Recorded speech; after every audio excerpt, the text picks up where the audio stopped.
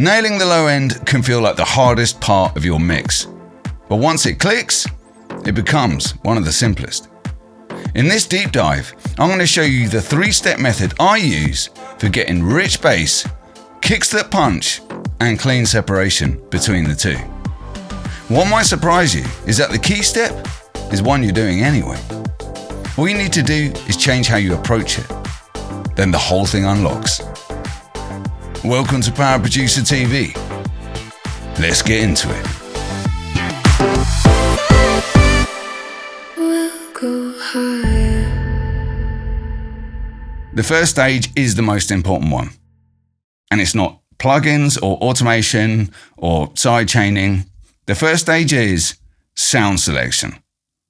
Nothing makes more of a difference to how your mix turns out than the sounds you choose. And it's really important I stress this because it's super common and totally understandable that quite often when we set out to make a record, we start choosing sounds because we like them. Oh, I love that kick, love that snare, love that synth, love that whatever. And we bring them together and we make a track and we worry about mixing it later. And what I'm urging you to do is this. When you choose your kick sound and your bass sound, yes, you want to choose ones you like. Yes, you want to choose ones that fit the record that you're making, style-wise, but you also want to pick the sounds because when you combine them, they produce the kind of low-end mix that you're looking for. So we choose them as a pair. It's a pair of sounds that when I play that with that, it gives me something as close as possible to how I want my low-end mix to sound like on the finished record.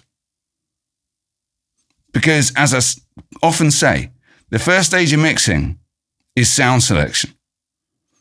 And it's the most important stage because it's the one that makes the most difference. Let me show you what I mean. All right, so here in this session, I've got a tech house track. It's a little 4-bar excerpt. And I've got 3 versions. And each of these versions is using a different kick and bass sound. Let's take a listen.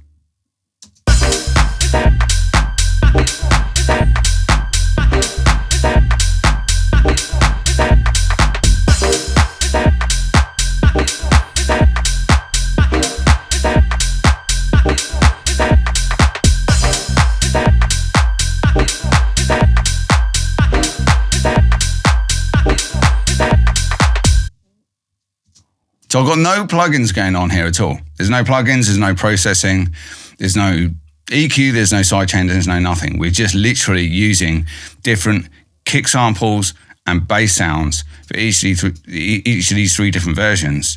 And we've got 3 completely different bass mixes. Style-wise, they're pretty similar, right? It sounds like the same tune, playing the same rhythm with the same vibe, same everything. But the bass mix is completely different on each one, just from using different kick samples and different bass sounds. It's profound.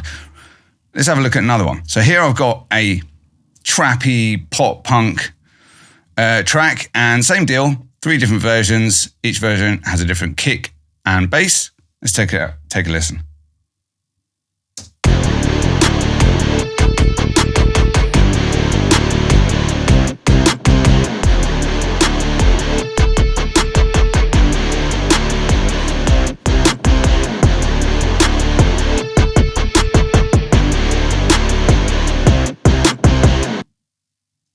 All right. So maybe the difference is less profound on this one. And that's probably because, the kick and the bass is behind a wall of distorted guitars. I chose a tech house one on the first one, specifically because the kick and the bass is really exposed in that style. But on this one, as I say, there's a big wall of guitars. It's less obvious what's going on in the bass region. But nonetheless, the difference is profound between each of these different variations. Same style, same vibe, completely different bass mix, just by altering the kick sample and the bass sound. So what do when you've got 200 kick samples in your Splice account, umpteen different synths and contact libraries that you could use for your bass, How do you decide? How do you choose a kick and a bass that's going to give you that low end mix that you want from the get-go? Let's dive into this pop punk thing, and I'll show you how I think about it and how that can help you nail that mix just by using different sounds. Let's get into it. So here we are in the pop punk project, and what we've got here is each of those 3 kick and bass combinations laid out one after the other, and we're going to go through each one. And I should say right at the top here that what I'm looking for is nice separation between the kick and the bass, so they're not kind of muddying each other up, they're not walking all over each other. We can hear them both cleanly and distinctly. We want it to sound clean, we want it to sound balanced, we want a good dose of energy in the bottom octave, and by that I mean kind of 75 hertz and below. That's low sub energy. Want some of that, definitely, but don't want too much. That's where that's the stuff that shakes the club. That's the stuff that we kind of feel more than we hear. And we also want a nice dose of upper octave to the bass, so 75 hertz and up to about 180. 200 hertz. That's where the punch is of the kick. That's where the richness and the bigness and the fullness of the bass is. Super key region, right? So they're the kind of 2 areas I'm looking at. Let's get into each of these 3 combinations and see how they're holding up. Here's the first one.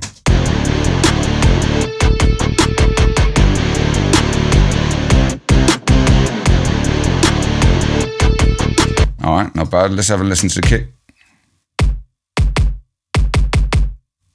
Kick's very dirty. Aesthetically, you could argue it's working with the tracks. It's a dirty, grimy kind of track. It's a grimy kind of kick. Lots of kind of roomy, dirty energy on it. It's got a good dose of sub energy, that lower octave, but it's also got a reasonable amount of kind of upper octave, which is good. What about the bass? Okay, so it's bass guitar.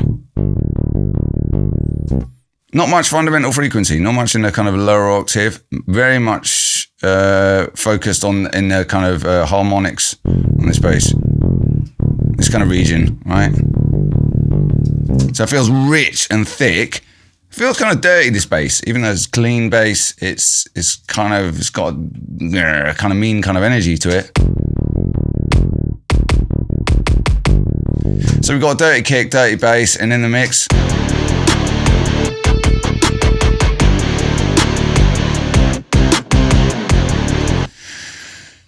it feels a bit grimy, doesn't it? That's my issue with this one. I mean, it's not wrong, but it just feels kind of a bit messy and a bit overly dirty, particularly with those guitars. Let's go to the next one.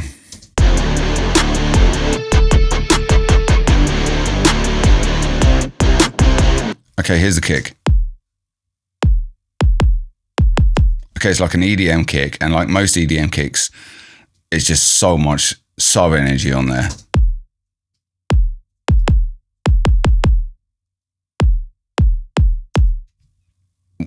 It's just tons of sub energy, which is so common on an EDM kick. Let's have a look at the bass. Okay, there is some harmonic content, but you know, look, it's a bass. There's more fundamental than anything else. So very subby, not much harmonic content up in kind of upper octave of the bass. The 2 together. Yeah, so we've got a really subby bass and a really subby kick, and when you put them together, you got all this energy piling up right at the very bottom of the frequency spectrum. That's not helpful.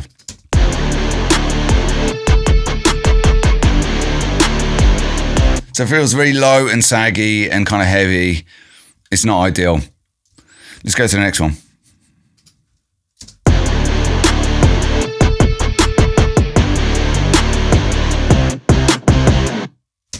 Okay, cool. Here's the kick. So this one's a kind of trappy, knocky kind of hip-hop kick. Total opposite of the EDM kick, right? Not much sub. Lots of energy in the kind of 120 hertz region. What about the bass? Interesting bass. Yes, we've got lots of energy in that lower octave, but it's also very harmonically rich, nice, decent balance of energy, and an upper octave as well. So these two together,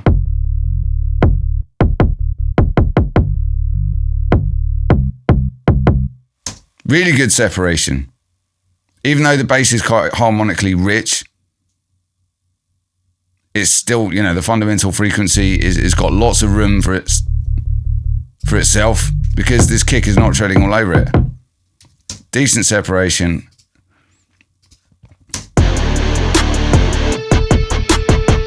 Decent separation, nice rich bass, nice amount of energy in both the lower and upper octaves. This is a winner for me, no doubt about it, compared to the other ones where you've got this messy,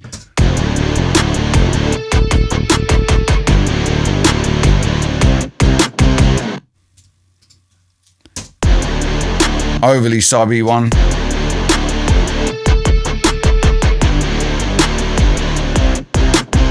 There's no separation in that lower octave because they're all walking all over each other. And the last one.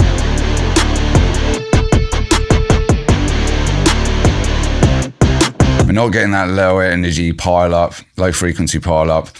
And we've got a nice balance between the lower octave and the upper octave. Good separation. This third one's a winner for me. Banging. Love it. All right, let's go into the tech house track and have a look at that one. All right, so here's the tech house one, and same idea. We've got each of the three variations, one after the other. Let's have a listen to that first one.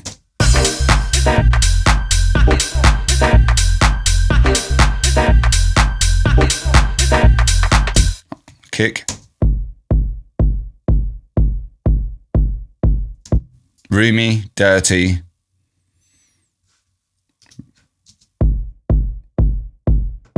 A lot of sub. What about the bass?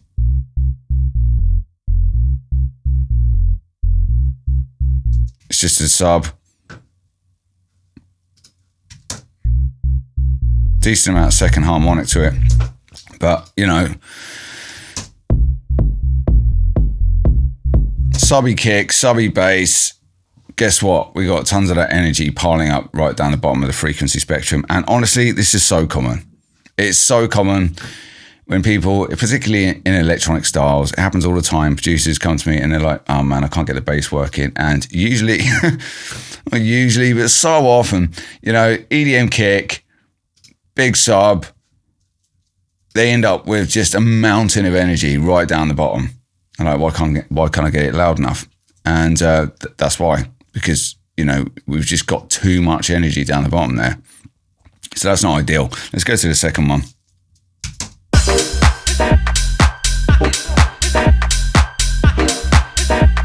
Okay, it's interesting. So this kick's got a lot more energy in that kind of upper octave region. That's decent. Is it the houseiest of kicks? It's almost like a kind of trappy trappy hip hop kick, isn't it? It's good. It feels punchy. That's cool. What about the bass? All right. Much less of that second harmonic, mainly fundamental frequency. So all the energy is kind of sitting down here. So we've got decent separation. Yeah, they're living kind of in different areas, which is good. That's what we want. It's not bad. It's much better than the first one.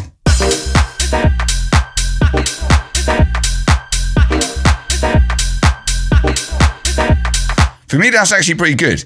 You've got nice separation. It feels clean. My only issue with this one right now is that this bass has got more fundamental frequency than anything else. It's not very harmonically rich. It doesn't have much energy in that upper octave. And so it doesn't feel as rich. It doesn't feel as thick, and it's less likely to cut through on small speakers. So yeah, it's not ideal for me. Much better than the first one. Let's have a listen to the third one. Here it is.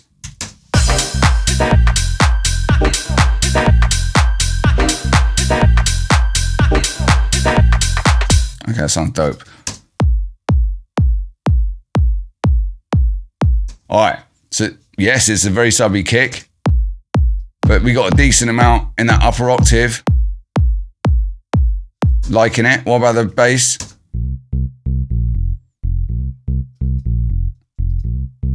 Okay, so unlike our previous one in the second variation, there's lots of harmonic content here. It's almost like a bass guitar, isn't it? It's not, it's a synth. That one, it's that bass station that you can see set behind me out there on the keyboard stand that I sampled this years ago.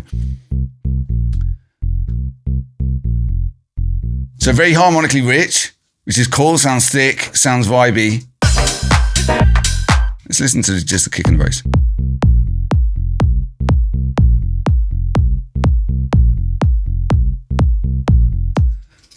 Okay, separation-wise, maybe not quite as good as the second variation, but there's still enough separation. I'm liking it. You know, this is good. It's good. I'm liking this a lot.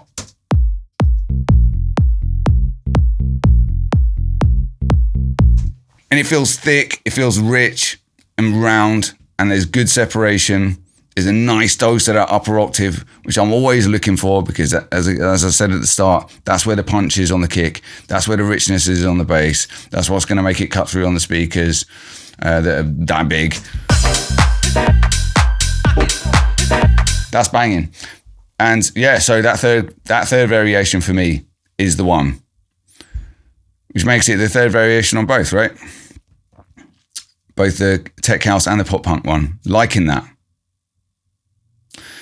However, sound selection can get us 90% of the way there with our tone and separation. But to get that last 10%, sometimes we need a bit more help. And that's when we reach for the EQ. So when it comes to EQing your kick and your bass, here's the way I think about it. We don't need to radically alter the sonics of either the kick or the bass. We don't need drastic changes at this point because, you know, we've just judiciously selected our kick and our bass sounds to work with each other well, to give us that nice separation and, you know, richness and punch together with a healthy amount of sub. We're already in the zone. So we don't need 12 bands of EQ. We don't need to go crazy. It's going to be gentle stuff. In terms of, you know, which one do I EQ, the kick or the bass? My personal philosophy is I'll use EQ on the kick to kind of shape the kick a bit. Just gently, but shape it. Nudge it into the shape that, closer to the shape that I feel like is working. And with the bass, I hardly do any EQing on the bass. Most of the time, I don't EQ the bass at all. If I do EQ the bass, it'll be just to make space from the kick. I'm not shaping the bass with EQ, I'm just making some room for the kick. But I will use EQ to kind of shape the sonics of the kick a little bit, right? So let's have a look at this kick here.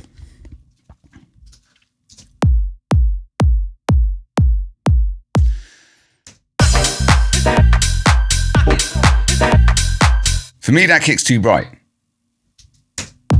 It's got all this really high-end stuff at the top here, and that might be useful on a progressive house track when you've got loads of really bright supersaw synths, and you need that stuff for the kick to kind of punch through it all. But on a tech house tune like this, when there really isn't, there's no bright synths at all, and you know it's just some hi-hat sitting at the top, we don't need it, right? So I'm going to take that stuff off with this high shelf. And it's this stuff. That's what we're getting rid of. And you might feel like, oh yeah, it's a bit dull now, isn't it? Well, hear it in the track. Way better, cool. All right. Now we talked about this kind of upper octave region of the bass and how, you know, more often than not with an EDM kick sample or an electronic kick, you know, we're getting, you know, they often have tons of sub energy and not that much in the kind of chest region, this upper octave. This one's actually pretty decent, but I reckon we can nudge it just a little bit further, excuse me, get a little bit more of that punch, maybe dial back a tiny bit on the sub. So let's do that. I've got these 2 bands of EQ already ready for me.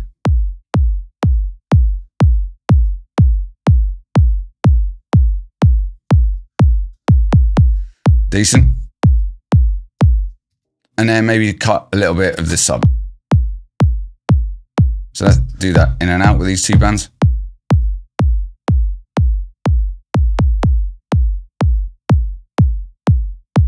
And what you might notice is that the front of the sound, the very first bit, feels a bit more punchy and there's a little bit less on the tail.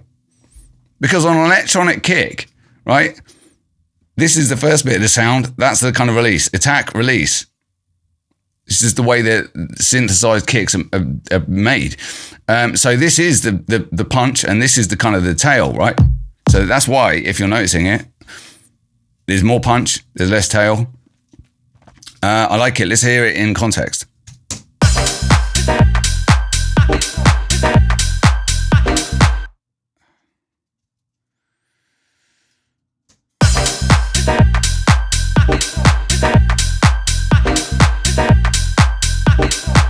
And out.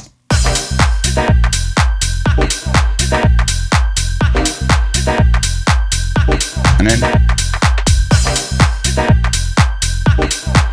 Yeah, it's better. We've created some more space for the fundamental frequency of the bass, right? So there's a bit more separation in the very low frequencies, and we've got a bit more punch, which is nice. Feels a bit chestier generally, and just a harder kind of attack sound to the kick. So more effective, more space for the bass, and we've got rid of that high end that we don't need. Simple as that. That's it. 3 bands of EQ done. Gentle, right? What about the bass then? You know what, on this bass, I don't even think we even need any EQ.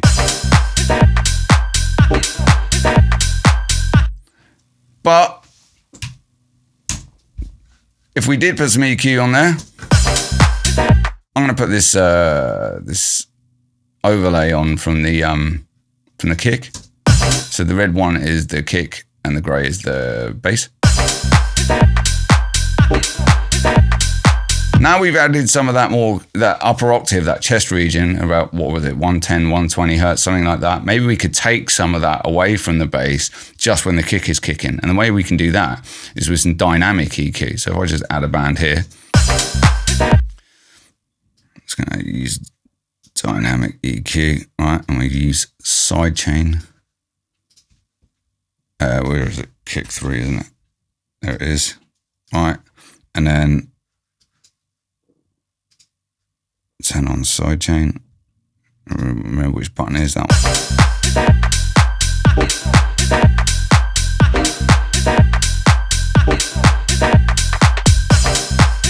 You can see what that's doing with the kicks hitting. We're getting this nice gain reduction here. Let's take that in and out and see if we've improved it.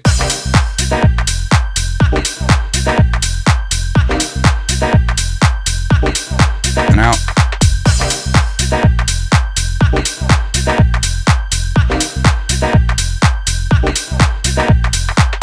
In.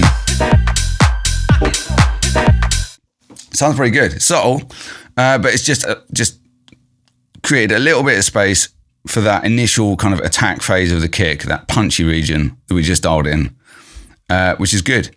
I'm liking that actually.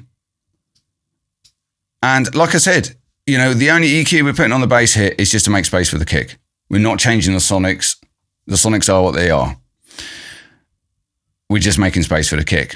And that for me is all that's required. To be honest, real world, I won't even put this on because I would probably use sidechaining, and we're going to come to that in a minute. But right now, that's in a good spot. Gentle EQ, we're in the pocket. Let's go and have a look at the pop punk one and see what we can do with that. All right, so back in the pop punk one then. So what about this? What are we going to do? What needs doing? Thing is, again, we're in really good shape. So whatever we're going to do is going to be gentle.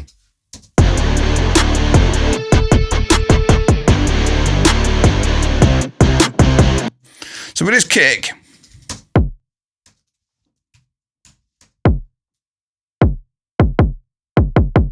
it's badass. The only thing I'm thinking is that maybe we could add a bit more sub actually. I love the way it's so focused in that kind of chest region, that upper octave. That's great. it's working. Maybe just a tiny bit more of the sub. Let's try and find it. Yeah, that kind of thing.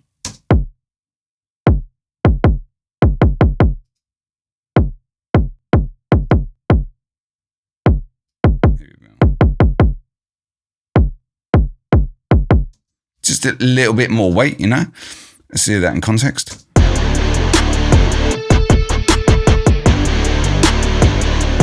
Because we had so much separation between the kick and the bass. You know, kick's kind of up here in the chest region. The sub is, you know, the bass is down here in the kind of floor region. And it's kind of like, it's great to have that separation. It's great. Maybe just make them, I don't know, what am I trying to say? I'm adding that little bit of kick, just kind of glue them together a little bit. For me, that's working. That's good, man.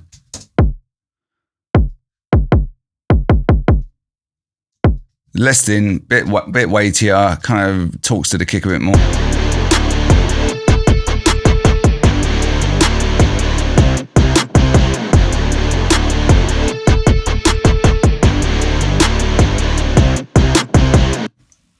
Bit of a build up going on now though, because I've added that bit of low end into the kick. That's about all I want to do with that kick. I don't think it needs anything else. Let's go to the bass.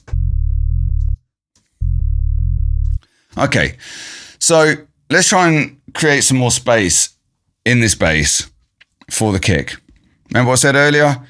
Use EQ to shape the kick, and then EQ to make space for the kick in the bass. So let's do that. Let's turn on the overlay again. Kick 3.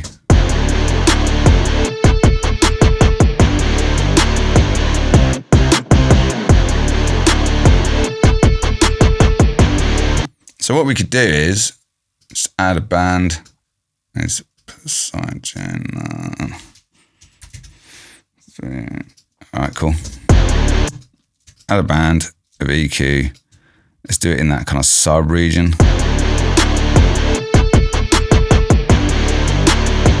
Where the kick is now living a bit more firmly. And then, yeah, dynamic. Sidechain on, go.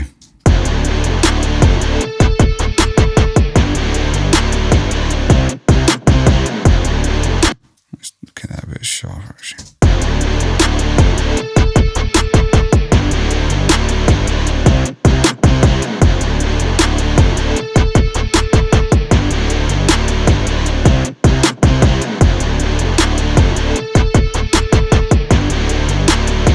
Yeah, that's dope. So now we're getting the best of both worlds. We're getting a bit more of that weight on the kick because we dialed in however much it was. Extra kind of sub energy on the kick, 4 dB. And I don't worry about the numbers, I'm just listening to it.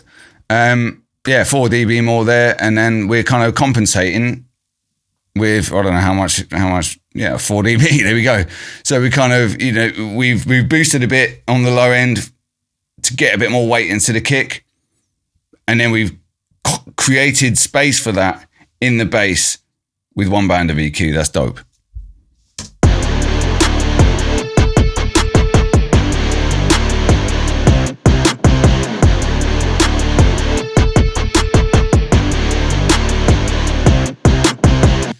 We could do the same with these upper octave, and the kind of higher octave of the bass as well for the kick. You know, basically do what we did here for that sub portion of the kick. For the upper octave, we could do the same thing, or we could just make this wider.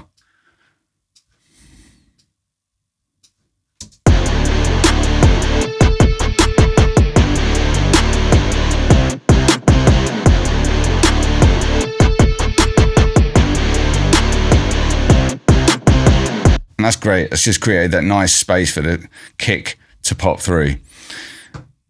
But here's the thing, and by the way, and that's it. For me, that's good to go. That's all I need on the EQ. That's how I'm feeling about it. But here's the thing, right? So we've got this EQ on here now, on the bass, and it's reducing this area of the frequency spectrum when the bass kicks. And if you look, that's basically the whole bass sound. That's not a bit of the bass sound. We've used an EQ, like we're just going to remove some frequencies. But the bass is, that's the whole bass. You've got a fundamental and then two harmonics. You can see those three kind of parts of the bass here. We're turning them all down. So maybe EQ is not the move here. Because if we're just turning the whole sound down when the bass kicks, there's another way of doing that. And that's sidechain compression, which is the last tool in the toolbox we're going to look at to help us dial in our bass and kick mix that last few percent. Let's get into it. So when it comes to sidechain compression on your kick and bass, there's two ways to apply it. The first way is using sidechain invisibly. And in using this method, when the kick hits, the bass moves out the way momentarily, and when the kick is finished, the bass goes back to where it was, and it's completely invisible. It's transparent. The listener can't tell what's happening. It's lightning fast. It's totally transparent. That's the first way. The second way we'll come on to when we look at the tech house track. But for this pop punk one, we can use this first method. So we already had this EQ up, right? This dynamic EQ, one band of EQ. That was basically doing it anyway. This wide frequency band is the whole sound, right? So we're kind of doing it anyway, but let's say we didn't want to use an EQ. Let's say we wanted to do it with a compressor. Let's do that. All right, cool. So I just need to set up the sidechain input. Kick 3, turn sidechain on. Cool, turn auto gain off. That's it. Now I'm going to mess with the threshold and ratio until we start to get some compression going on.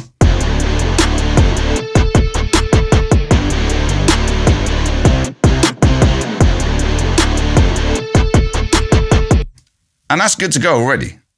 That's fine. Nothing wrong with that. Sounds good. Right now we're getting about 5 dB of gain reduction. So when that kick hits, boom, bass moves out the way, comes back to where it was when the kick has finished its thing. That's cool. Maybe we can get it a bit snappier. And therefore even more invisible. So let's dial back the release time.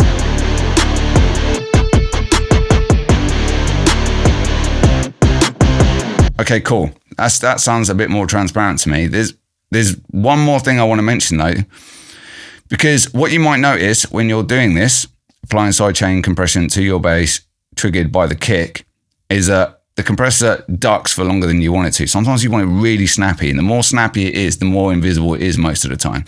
And the way I do that is by using this sidechain EQ down the bottom. So this is EQing the sidechain signal, which is the kick. And I'll just turn up the mid, somewhere in the middle. And this is because this is where the click, the initial tack phase of the kick lives.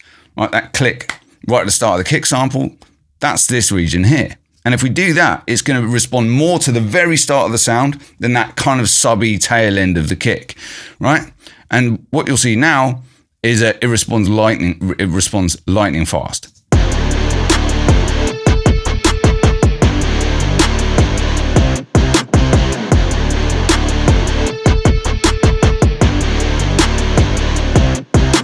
You can see on the gain reduction meter, it is moving crazy fast because we're pushing that click portion of the frequency spectrum into the compressor, and it's responding more to that than the kind of subby tail end of the kick.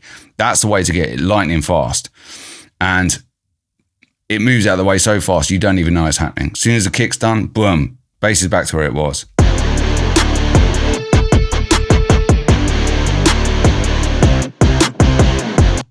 We're getting like 23 dB of gain reduction there, and you can barely hear it's happening.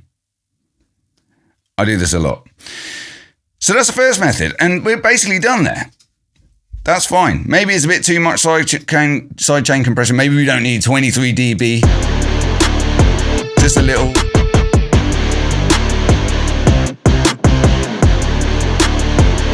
That's it. That's cool. That's good enough. And we don't need to be scientific about this. Just like if it's moving out the way enough, for the kick to come through, and then it's done. And that sounds fine to me. There's nice, clean separation between the kick and the bass. We're done. Let's go and have a look at this tech house tune and see how we can use this second method on that track. The second sidechain compression method I want to show you guys works for us in two different ways. It's going to reduce the level of the bass when that kick hits to allow that kick to come through, just like before.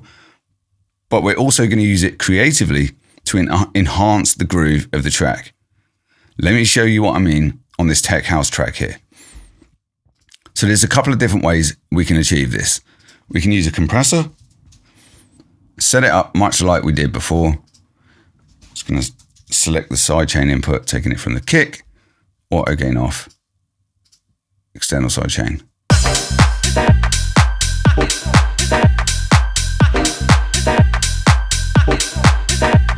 And just with the default settings here, you're getting that kind of classic sidechain pumping feel that we all recognize from house music, which is the complete opposite to what we were trying to achieve with the pop punk record, where we increased the level of the mids on the sidechain signal and backed off the release time to get the compressor working super fast to make it transparent so the listener can't tell there's any compression going on. This is the opposite. We're using sidechain compression as an effect. It's supposed to be audible because it's enhancing the groove of the record. It's making that bass pump. And we can adjust the release time to adjust the feel of that compression rhythm, right?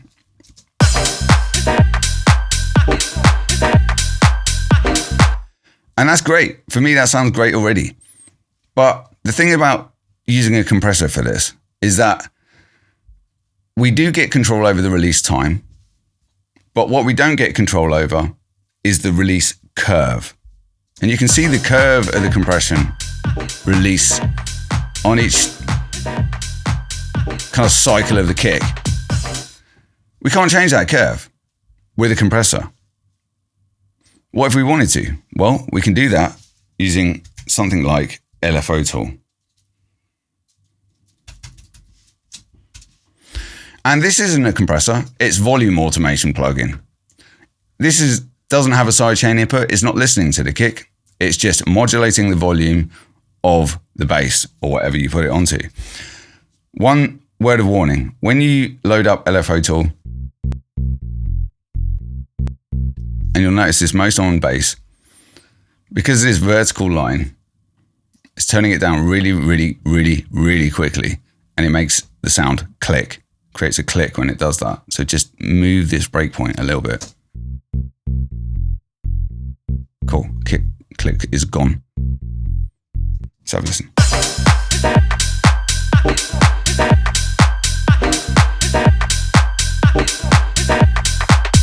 That sounds pretty good. However, I'm going to mess with it a bit more because, for me right now, we're missing that second note of each bar, this one, second semiquaver, which is kind of here in the cycle. So I want it a bit louder there. And let's kind of fade it out a bit on the second beat of each bar, second half of each bar. Something like that. Let's try that.